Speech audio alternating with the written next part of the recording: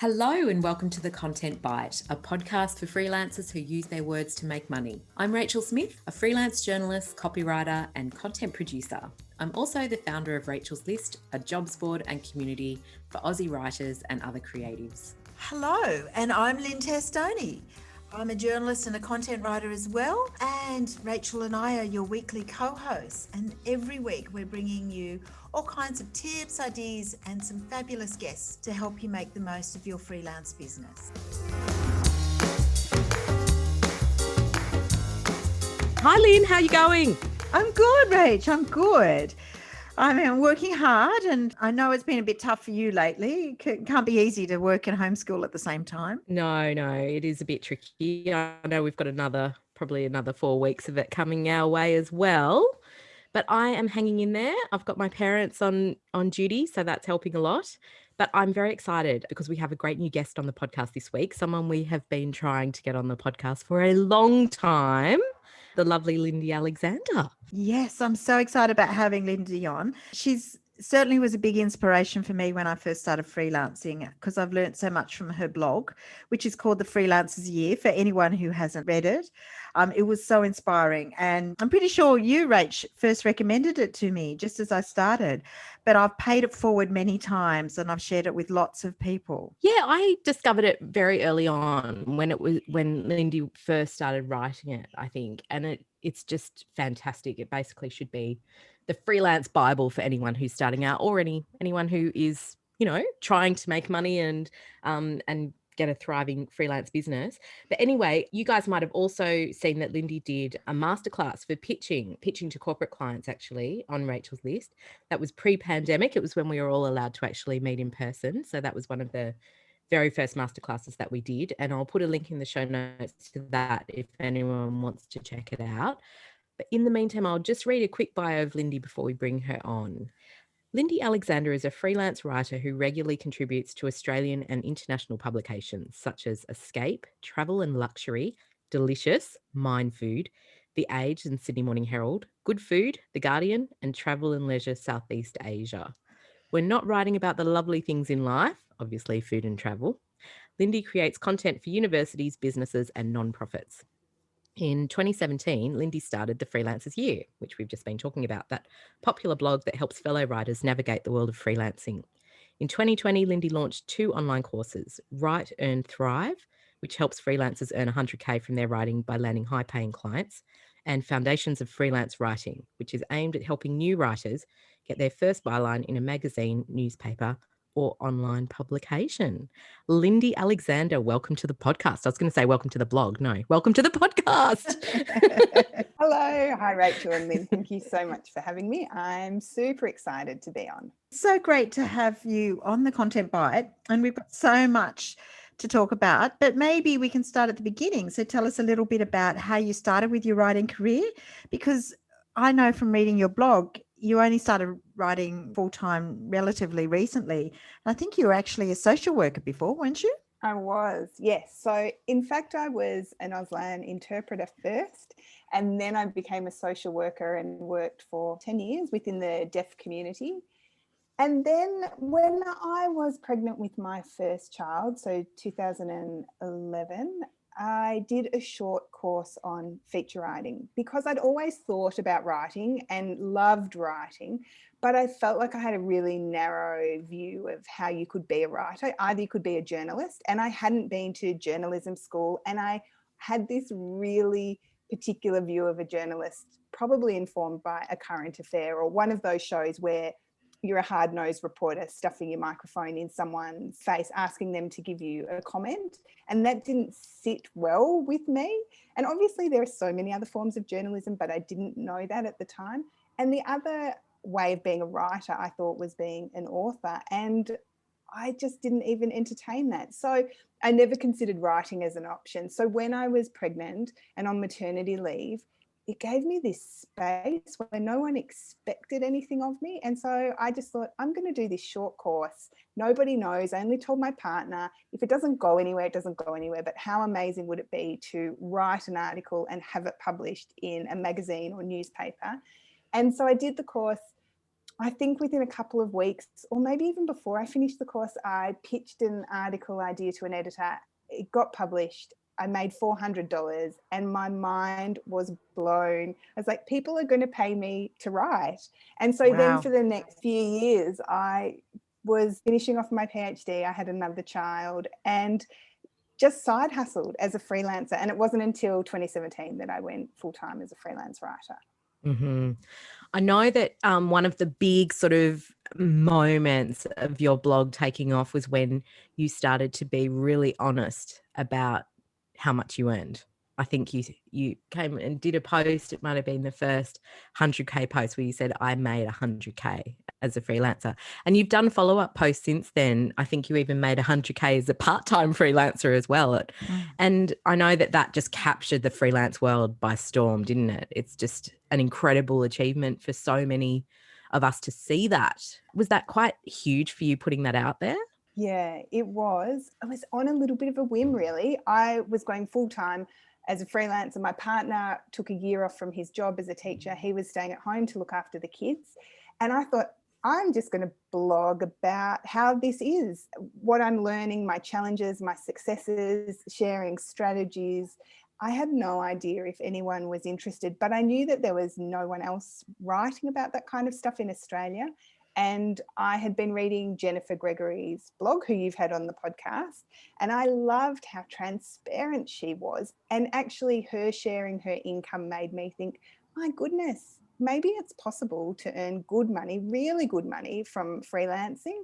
So I loved that challenge. And so when I started the blog, I was always hoping that I would be brave enough to share my income. And so I did monthly roundups where I would share how many pitches I sent out, how many rejections I got, how many stories I filed. And then for the first few months, I was talking around, oh, I set my income target and I didn't meet it, or I met it, but I didn't name specific figures. But you're right, Rach, when I started saying, this is how much money I made this month to the cent, people started taking notice. And it wasn't something that I initially felt very comfortable with, but I almost felt compelled to do it because I felt that I couldn't be saying, hey, everyone, it's possible to earn really good money from freelancing, and then for me not to offer the proof of that. Yeah. Yeah, exactly. I mean, so many people do talk about their income, don't they? But I don't mind when you do it. I actually really liked it and look forward to those monthly wrap-ups. I'd say, I wonder how much she's made this month. And it was quite exciting to see you know, kicking those goals. I think I speak for a lot of freelancers out there who may be listening about that. I know that I found it really motivating. Yeah. And I felt that 100K sort of goal was really inspiring to me. And certainly I felt, well, if you can earn that, that means I don't have to ever go back to an office job, which is really inspiring for me. Were you kind of amazed at how the blog took off, or did you always think that it would take off once you started being really transparent about that? I don't know that it has taken off. I mean, I think I'm still surprised that people read it. Sometimes I'm at conferences or events and people come up and I think, how do you know who I am? And I'm like, oh, that's right. Like I write a weekly blog post and I share stuff about my life. So, but it's still very small. I still feel that I'm in a very small niche and a very small pond. Like my readership isn't huge, but I do think that the community of people that read my blog are just beautiful humans who are genuinely interested in earning more money, working less, and finding out how they can be more productive or land higher paying clients. And I am so happy to try and help them do that. Mm-hmm. I know you've always marketed yourself as being more of a generalist rather than choosing a niche, which is something we've talked about a bit on the pod. Has that been good for you this year? Because I know that you've done a lot of travel and food, and travel particularly, well, even food has been really tough. So what's your take on that? I think when COVID hit, I was like everybody else and just panicked a bit because I had a couple of international trips lined up. I had lots of domestic trips. I had commissions lined up as well. And I had really transitioned into being predominantly a travel and food writer. I mean, I still had corporate clients outside of those niches, but I had really focused on those areas. but I am a generalist freelance writer, and I am not someone who believes that you need a niche. And for years, when I was thinking about going full time, I felt utterly weighed down by this expectation that I put on myself of, I need a niche. I need to be able to really briefly summarize what it is I do neatly in one sentence so I can stick it on my LinkedIn and my Twitter and everyone knows what I do and who I do it for. And I just I couldn't contain my interests into one sentence like that. And I think that really has helped me, because when COVID hit, probably for a couple of months, I was treading water, like everyone, just waiting to see what happened. But actually, my income and my work didn't take a hit. And I think that is because I had clients in lots of different areas, especially in the health area and recruitment and business, that I could draw on. But I still had some travel writing work for domestic tourism bodies. So I think if you're a generalist, it can really work in your favor, especially when something so unexpected like the pandemic happens. Yeah, it's such a big difference. I really agree with you, because I call myself a generalist as well, and I've really struggled with that, niching down into some area. I know Lynn is way more successful at doing that and has really kind of carved out her path in the interiors and property area. But I still write across health, insurance, banking, and my income didn't really take a hit last year either. And I put it down to that, covering so many areas and having clients in different areas. But I just wanted to quickly touch on something which we talked about before we started recording. It's how damn efficient you are as a writer. Like, I always look at those things where you say, this is how much I wrote every month. And it was like, I wrote 24 blog posts and a couple of features. And then I did this and that. I was like, how is this woman like producing so much content? And I'm really interested to know, how do you do it? Do you have a system? Do you shut off distractions? Are you really like not a procrastinator? What is your secret? No, I am a terrible procrastinator. I don't shut off any of my systems. I probably should. I think a few things that the corporate clients that I have, lots of them I've been writing for a while now. So it means that I know their tone and their style really well. I know the way they like to structure their articles. So when I get commissioned or briefed for those pieces, I know what they're after. I also have a bank of experts that I use, and I use your expert tracker. I have a bank of experts that I use, maybe 10 people for each kind of, health or business area that I go to that will get back to me, that are reliable. So it cuts down heaps of that phoning around, waiting for people to get back to you with responses, whether they can set up an interview time. Lots of them will reply via email to my questions, which is even better, especially for non-feature articles where I just need some very kind of cut and dry information from experts. So in some ways, it's just a bit of a puzzle piece. So yesterday I wrote what I did yesterday, and I wrote 3 700-word articles, but that's because I had a really clear brief about what the client wanted. All the email interviews had been conducted, and I just slotted in the bits of information. But I will say, over the weekend, I wrote a travel story of 500 words, and it took me about 3.5 days to do. So I can be really efficient in some areas and not so efficient in other areas. It sounds to me like you've embraced the email interview. You don't see that as a problem. And I don't really see that as a problem, because I think you can always clarify by phone if you need to. But interesting that those pieces, those corporate pieces, require interviews. I was thinking they would just be desk research only, and that's how you knocked so many of them out. But you're doing interviews as well for them. Wouldn't Wow. that be nice? It would be really nice if they were just desk. Sometimes they are, but more than not, they're 1 or 2. Like these ones yesterday were 2 interviews, because this business is in different countries. They want spokespeople from different countries. So I've had to find experts in different countries too. But now I've kind of bedded that down and I've got those people.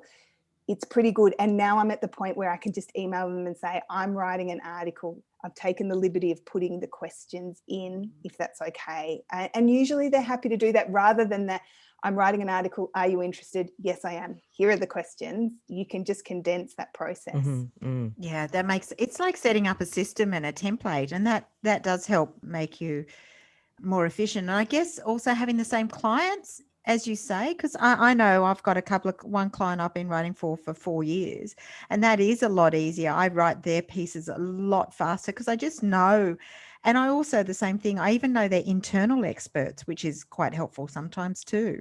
Yeah. And I think for me, and I think for lots of freelancers, you will take the time that you have. For me, having short school days to work in, I've only got 6 hours, I have to get stuff done. But I fiddle around. I really do. Like, I am not some hardline person that can turn off everything and just concentrate. No. Oh, good. Yeah, That makes me feel better. It does make me feel better too. Yes. No, I wonder, you're now doing courses, which we mentioned in your bio. So tell us a little bit about them. How did they come about? Because were they a sort of natural progression from the blog with having a bit of a following, or? I think doing digital products and courses is so exciting for me. And it was interesting because a couple of days ago, I was emailing with one of my old editors, and she is actually setting up her own online course in the industry that her magazine was in. So I can see that there's this real momentum happening in the digital space, in the kind of edupreneur space. And for me, I think I like that. So I think for me, I was coaching people. So people had read my blog, writers had read my blog, they were coming to me. I had one-on-one coaching sessions with them. I noticed that lots of the same issues were cropping up time and again. And I wondered how I could be more efficient in that kind of, rather than one-to-one, do one-to-many, as well as also offering a really supportive community, because I think writers tend to be, whether they're outwardly social, I do think that writers love other writers, and there's a sense of kindred spirits when you meet another freelance writer. And I know that some of the communities I'm in, like your community, Rachel, with the Gold List, is amazing. People are so supportive and open and welcoming, and I wanted to create a community like that too. And so teaching my strategies and skills, giving people access to me through the community just seemed like a no-brainer, really, to set up Write, Earn, Thrive, which is my course to help people scale to $100,000 a year or more, and then my foundations course as well. Wow.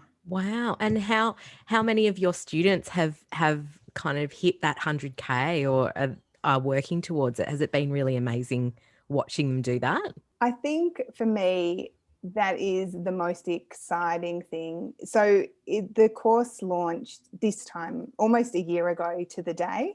So people have been in it for a year, and it has been totally amazing for me to be getting messages for people in our private community in the Facebook group to be saying that they've burst through their income target for the year or for the month, or people saying, I landed this amazing client, or I took your suggestions about updating my LinkedIn profile and people have reached out to me. Like, it is so thrilling for me to have an impact and to be able to see people having incredible success. Yeah. It is quite empowering too, I think, for everybody, that the more people earning a decent income from writing, it helps all of us. So it is that sort of supportive environment. So if there are less people taking rubbish rates and knowing their worth and turning out good quality content, it helps the whole industry, doesn't it? Absolutely. And I think you can see in the private community that I run that people are often encouraging people to raise their rates or giving them an idea of what they've charged. And you can see that other writers are becoming emboldened and feel supported to do that. Yeah, I love that. Look, being the tech nerd that I am, though, I really want to talk to you about the actual course side of things and building the course and choosing a platform and all of that. I know that you and I emailed a couple of times when you were setting it up, and there was some swear words happening and there was a few challenges. So talk to us about how you set it up, the challenges that you had, the platforms that you've chosen, and why. Okay. This could be a whole other episode, but I'll try and keep it brief. Tech is not my strong point. I am not a details person. So I knew that from the outset. I didn't really know what I was doing at the start. And I had listened to various people in the online space talk about how important it was to own your own patch of land and to have your course on your website. So I assumed that that was best practice. So I went about embedding my course onto my WordPress site. And so I had a plugin for the membership, but then of course I had MailChimp and I had Lead Pages, which is your sales page. And then you have to integrate your payment platform like PayPal and Stripe. You have to have your video recording software and your editing software, and you need somewhere to house those videos like Vimeo. Oh my goodness. I had another plugin for a chat box on my site, as well as a deadline countdown timer. And I felt it was so overwhelming to me to get all these multitude of pieces working together. And if something broke, I never quite knew where it was that was broken. And then I looked back at all those people who had been recommending that you host it on your own website, and I thought, yeah, but their background's in tech, and I never really realized that. And I had avoided those all-in-one platforms. I'm not sure why. I just had this idea that they were a bit substandard, but actually I investigated them and I have moved the whole thing into an all-in-one platform, and it's the best thing because I don't want to worry about it. I don't enjoy it. I don't like it. I just want to get it there and do it. And it's enough work without having to worry, for me, about the tech. Mm-hmm. Do you mind telling us what platform you chose? Because I've looked at a couple like Thinkific and Teachable as well, but I haven't really gone further than that. Yeah, so I'm on Kartra, which is a fairly new one. But yes, there's Teachable and Kartra and Kajabi. There's heaps. And I think they all pretty much do the same thing.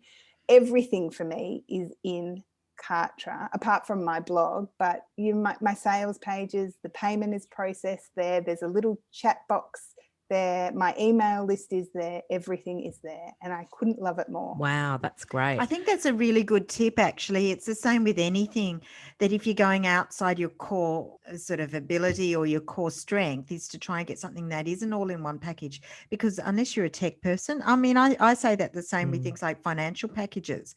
I mean, if you're happy to do your own invoice and keep your own financial records, that's fine. But buying a financial package that's, that it covers everything is a much better solution. And the same with websites. Like I often recommend something like a Squarespace or a Wix or WordPress, rather than creating it from yourself, unless you are a tech person. Yeah, for sure. Because I think it takes a lot more time and is a lot messier than you can ever anticipate in the beginning. Mm-hmm. That's such a good tip. I find it really stressful too. Like when you were talking about all the bits and pieces, I was feeling stressed.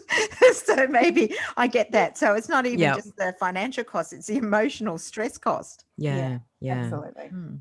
We talked to I don't know if you've listened to the episode, Lindy, but we talked to Belinda Weaver last week because she does courses, started as a copywriter and then moved into courses, and we had a really fascinating chat with her about it. And I know from what we've already talked to you about today that you still do a lot of freelancing yourself. You kind of have both the courses running. How do you organise your time to fit both of that in?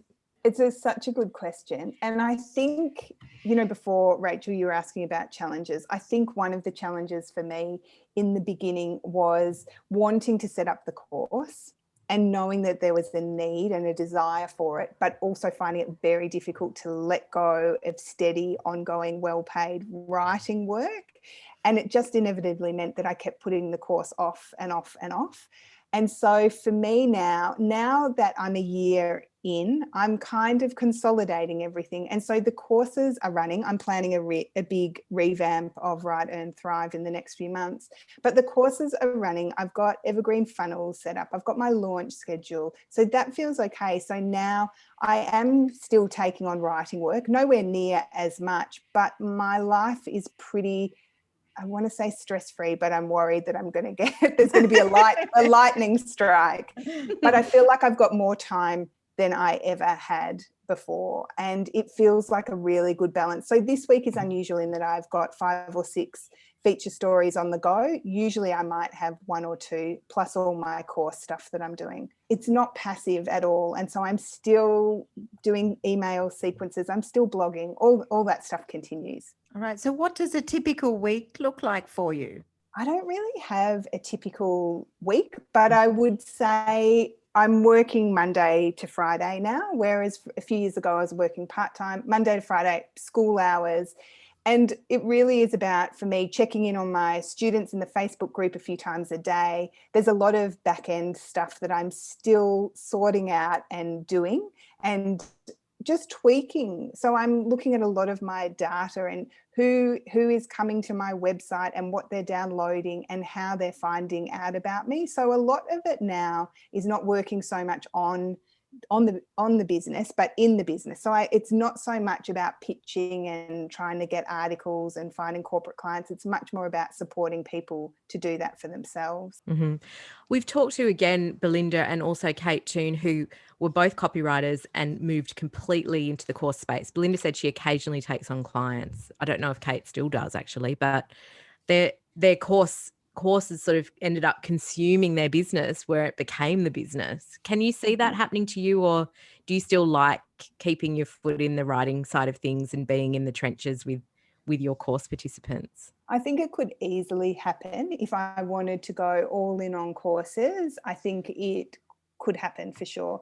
For me, I think it's really important to still be a practitioner. And that is why, for me, in the next couple of months, I'm revamping lots of Writer and Thrive, because actually I've tried out all these new strategies in the last year or so that I want to include in the course. And so I do think it's important for me to be giving up-to-date, really authentic advice and strategies for people. So I can't see that I would ever give up the writing 100%, but it's definitely less than it used to be. Wow. Okay.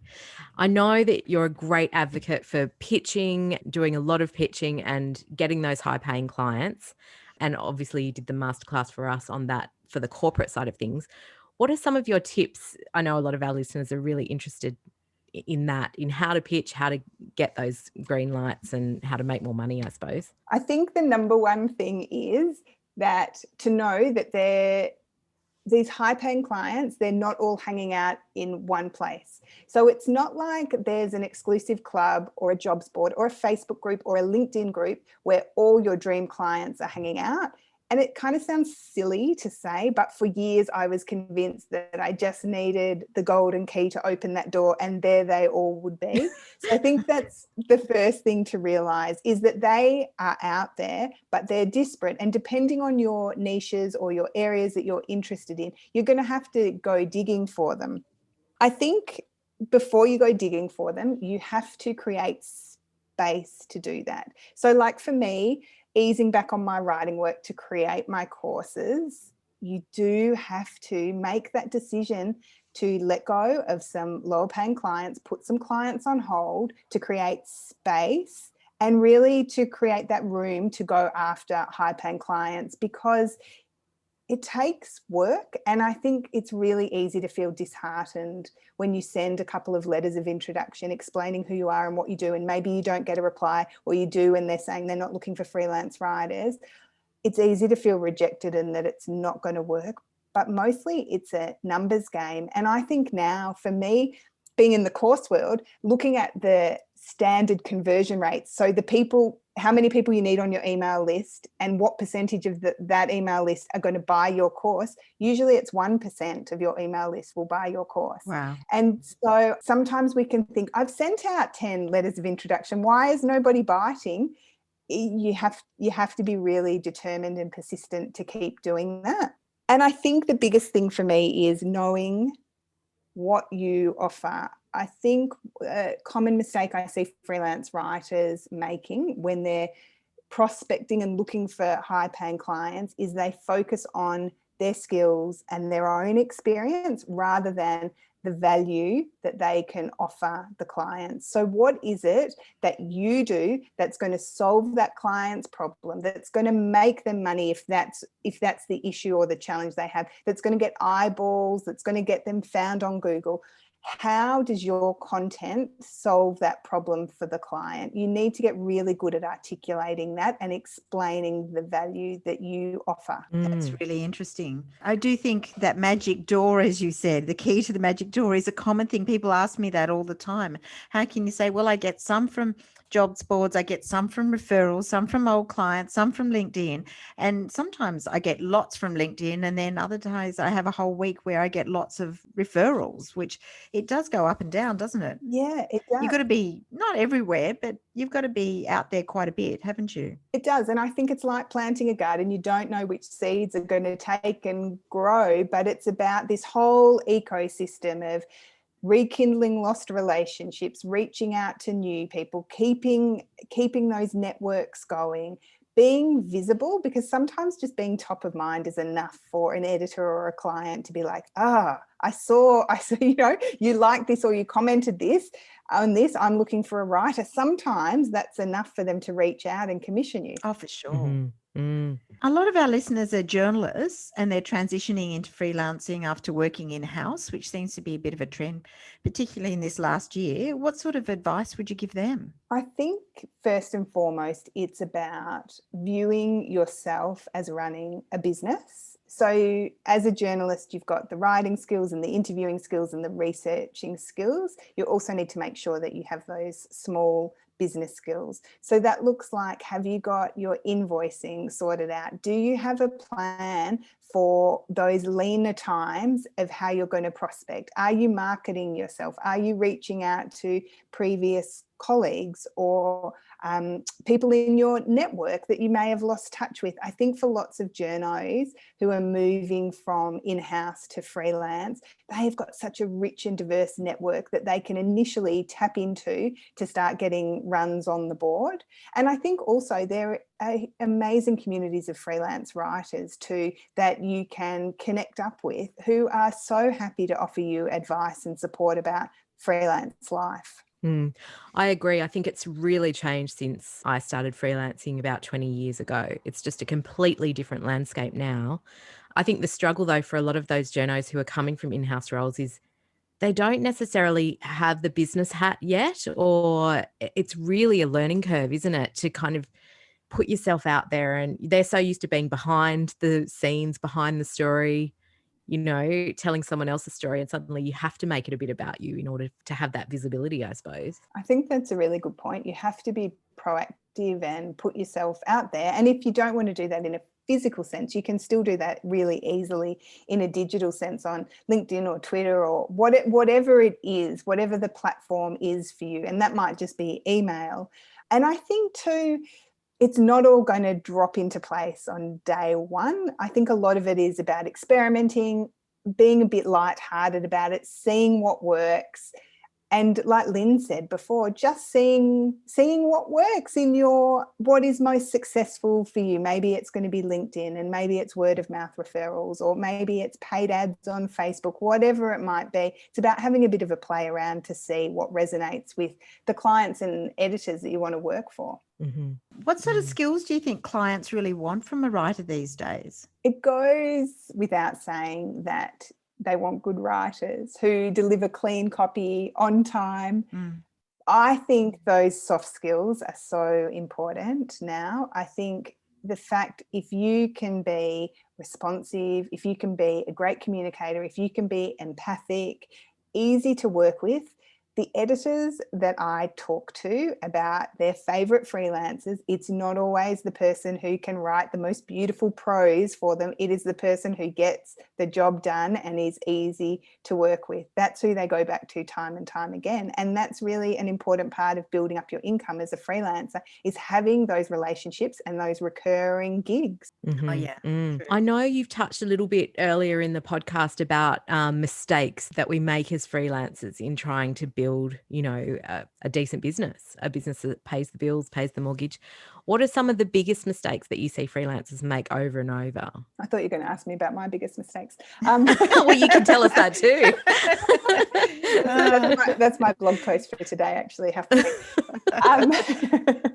I think that I really believe that you don't have to have a niche, but I do think a mistake that lots of freelancers make is trying to be everything to everybody, because freelancers are such a special breed of writer in that we're creative and we're able to turn our hand to lots of different things. So we can write annual reports and we can write case studies and blog posts and feature articles and Q&As, and we can do it for lots of different industries. And so that means sometimes when we get delivered opportunities, we're like, yes. And we don't think about whether that opportunity is going to be well paid. And if it's not well paid, that's fine. But is it going to further your career in some way? Is it going to give you expertise in a particular area? Is it going to build up your credentials if you're trying to break into a new niche or new industry? What is that going to do for you? So I think by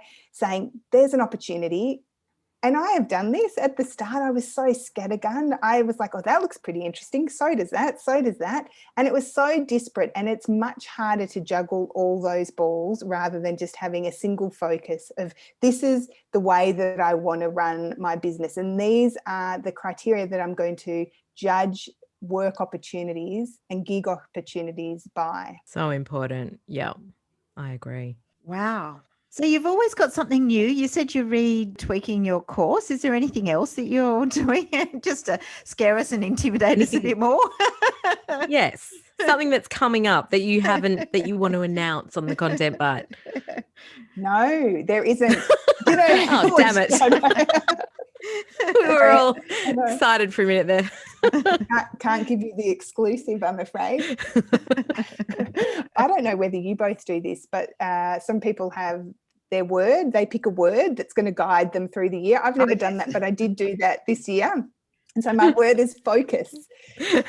I am someone who experiments and gets excited by lots of different things and trying lots of new things. But this year's word is focus. So my focus really is around supporting all those students in my courses and making those courses the best that they can be. So yes, I'm revamping Write, Earn, Thrive. And I'm also adding in audio streams to my courses. So some of the online courses I've done have got audio streams that you can download, but then they somehow they get lost on iTunes or on your phone and you can't find them. So I'm using a new software called Hello Audio, which creates a podcast stream, a private podcast stream of your course in your podcast player. And it is blowing my mind. And I wish all the courses I was in would do that. So I think this is going to be really important because I think more and more, especially in lockdown, people are going for walks. They don't necessarily want to be stuck in front of their computer. So if you can absorb some of the course material in your earphones while you're walking, I think that's going to be amazing. So I don't have a big exciting announcement, but they're the things that I'm focusing on for the next little while. Wow. I really love that idea. I do think, the audio, I think audio is a big thing. I mean, obviously Rachel and I are really into it because we're doing this podcast, but also I know with Clubhouse as well, there is a whole thing about audio at the moment. And everyone I see when I'm out on my walks is listening to something, either music or I presume podcast or even an audio book. So it makes sense, definitely. Yeah, I'm really excited to add it in. Yeah, I hadn't heard of that little program actually. That sounds really awesome. And to keep it all in the one place as well, because you're right, everything is everywhere all the time. It drives me crazy as well. But I know that we have done a very long episode with you. We could talk to you all day about so many different things. But thank you, as always, for coming on and sharing your knowledge with our listeners, and so many of them who will follow you already and know you. But if they don't follow you and know you, where can they, get in touch with you or find you? The best place is my blog, which is the Freelancers Year. And there's a free training there, a free video training there about how to double your income from freelance writing. So if you go to the courses tab, you can just see the courses there, click on the free training and watch that. And my connections there to Twitter and Instagram and Pinterest are there too. So come and say hi. Fantastic. And we'll put all those sort of connections and how to find Lindy in our show notes as well to make it easier, just in case you're now on your walk and you're listening. You're listening and you can't write it down right this second. It's so fantastic. Thank you, Lindy. We really enjoyed having you on, and I do love your blog. I read it every week, and it's one of the few that I do read every week. Thank you for being always so honest about the way you work and the income, because I think it has inspired many of us to share those things as well. Totally agree. I think that's the end of our show this week. So if you like the show, don't forget to tell us, email us, share us, all that sort of stuff. And don't forget to search out Lindy on all her different platforms as well. Thank you. Yes. Thanks again, Lindy. Thank you. Thanks for having me. See you next week, everyone. Bye. Bye.